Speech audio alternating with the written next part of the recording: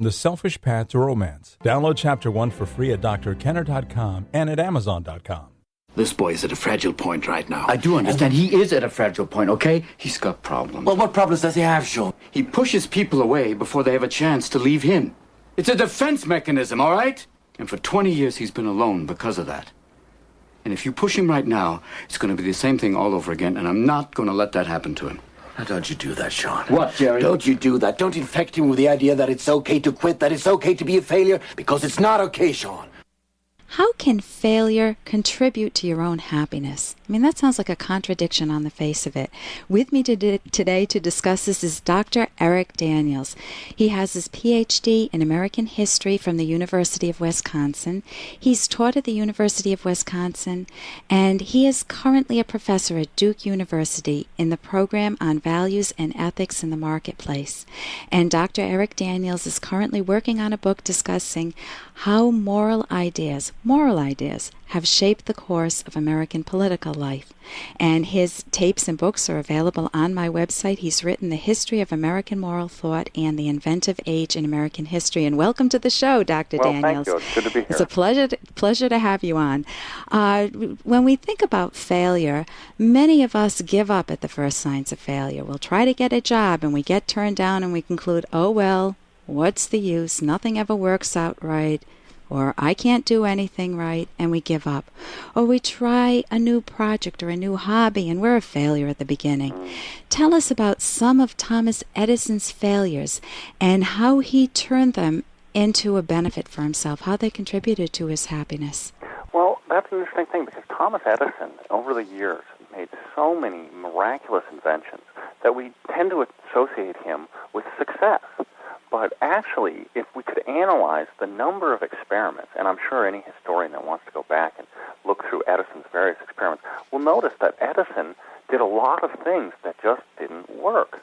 And over the course of his life, he made many, many trials, and he came up with things that just didn't work. There's even a famous story when Edison had become more established and he had his own laboratory where he employed engineers and mathematicians and others to work for him. And Edison had gone through a number of trials on a particular experiment, and the guy that was working with him said, we don't know anything. And Edison looked at him, and he said, what do you mean?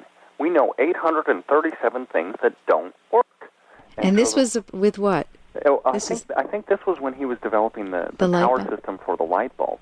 And the light bulb... Was it the filament? Yeah, the light bulb. The filament for the light bulb is another great example. Edison... he had developed the principles of how electric light would work.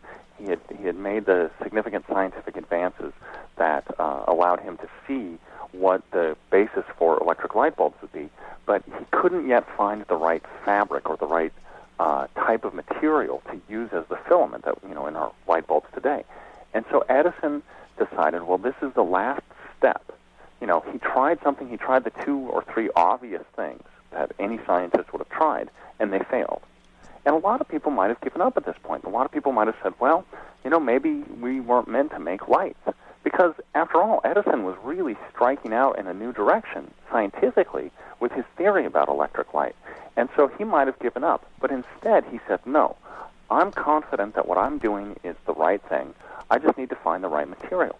And so he had his engineers and others gather all kinds of materials, anything they could think of, and he would roll these into filaments, and they would try them again and again and again and again. Literally, almost, I think something like 500 or 600 different materials were used. I've been to two of his labs, and I just think he's incredible. He had animal parts from all over the world. Sure, and he's got plants from all over the world. Right. And his if you can still visit there today at the facility in Orange, New Jersey. Yeah, I think in Tampa too. Yeah, and it's just a vast warehouse of materials. Because even beyond the light bulb, with his other inventions, he always knew that some stuff, some part of reality, something out there might be what I need. So I need to collect this stuff so that when I'm doing experiments, I won't let the failures get me down. I'll always have more resources.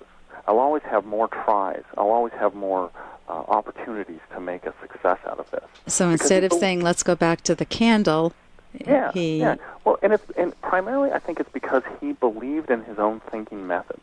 He had confidence in his mind. He didn't give up. He didn't have that attitude. I'm not even sure Edison really considered that anything he ever did was a failure, even though we might call it that. We might say, well, he failed at this, he failed at that. It may not actually be, in his mind, a failure. It was always just more data for his mind to process. And it was another thing that didn't work, and so he filed that in his mind. This doesn't work for this application. And that's knowledge. Now, what do you do when other people say, oh, come on, Edison, give up? Tom, haven't you tried enough stuff? You're wasting your time. This is ridiculous. You're stupid. How did he deal with other people haggling him? Hey, I got to interrupt this because we've got to pay some bills. 30 seconds, that's it. A very quick ad, and then Ellen will be back. Romance. Ugh, I wish guys knew more about what we want from a relationship. Boy, I wish I knew more about what I want. Where's that ad I saw? Here it is. The Selfish Path to Romance. A serious romance guidebook. Download Chapter 1 for free at selfishromance.com and buy it at amazon.com. The Selfish Path to Romance. That is interesting. Haven't you tried enough stuff? You're wasting your time. This is ridiculous. You're stupid. How did he deal with other people haggling him? Well, one of the things that Edison, from very early on, when he was working on inventions in the telegraph, he simply refused to accept any kind of accepted dogma about the way things worked. He said, look, my knowledge comes from my interaction with the world, and I have confidence in that. I have a belief that what I can do will have efficacy, that it will have good effects. And he had some examples in his life. There were things in his life that he had done and that he had thought through that worked. And he said, look, I can achieve these things. I can do something good. And thus I have the confidence that I'll be able to do that again in the future, no matter what anyone says. Because throughout his life, people tried to tell him that he was wrong on scientific grounds, on moral grounds, on all kinds of different issues. But he never listens to them. He always believed in himself, and he believed that he always had the capacity in the future to repeat these successes that he had had in the past. He didn't focus on the failures or other people's perceptions. And I think that's what Ayn Rand calls being a first-hander, not a second-hander, always worried what other people think about you, but using your own mind well and relying on your own judgment. Indeed. That's in terms of dealing with failure, what are one or two things that we can learn from Edison's approach to improve our own lives?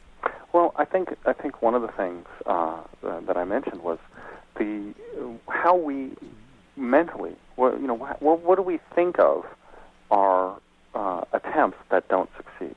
How do we think of them? And that's an important difference between successful inventors and unsuccessful people who are mired in failure. Is that he didn't think of them as failures. He didn't simply wipe them off the slate. He didn't say, well, this is useless.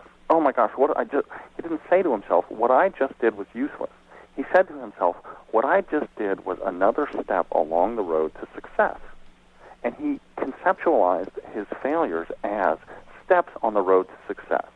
And even if for us, for applying these ideas to our lives, even if what we do doesn't succeed, if we try something, if we try and get a job, if we try and do something else, the attitude that we need to have is there's always something that we can learn from our failures. So even if you had a bad marriage and it broke up, or a bad relationship with someone, you can learn from it rather than self-destruct. Yeah, rather than saying, look, I'm no good, I don't know how to make the right decisions in my life, I didn't pick the right wife or husband, you say to yourself, well, this allows me to gain more knowledge about myself and about what I need in my relationships or what I need in a job or whatever the area of your life it has. Or what I did wrong that I can improve. Yeah, and it's not a focus on the negative consequences. It's a focus on the positive aspect, because really these are positive things.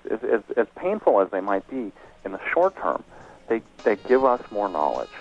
And I want to thank you so much for joining us today and talking about how failure is not an obstacle to happiness, but can actually contribute to your long-range happiness. Thank you so much for joining us today. Thank you. For more Dr. Kenner podcast, go to drkenner.com and please listen to this ad. Here's an excerpt from The Selfish Path to Romance by Dr. Ellen Kenner. The ability to compromise is essential when you become parents. The significant responsibility of caring for children throughout their growing years requires that partners have excellent communication skills, including methods of fairly dividing up child-rearing responsibilities. Otherwise, misunderstandings grow, small slights ignite large fires, and the soulmate relationship perishes. Wall Street Journal writer Sue Schellenbarger reported on this phenomena in a 2004 article titled, "And Baby Makes Stress, Why Kids Are a Growing Obstacle to Marital Bliss." 3 reasons cited included debt, overspending on the baby, confusion over roles, who should be the stay-at-home parent and who is the breadwinner, and the inability of partners to talk without fighting. You can download Chapter 1 for free at drkenner.com, and you can buy the book at amazon.com.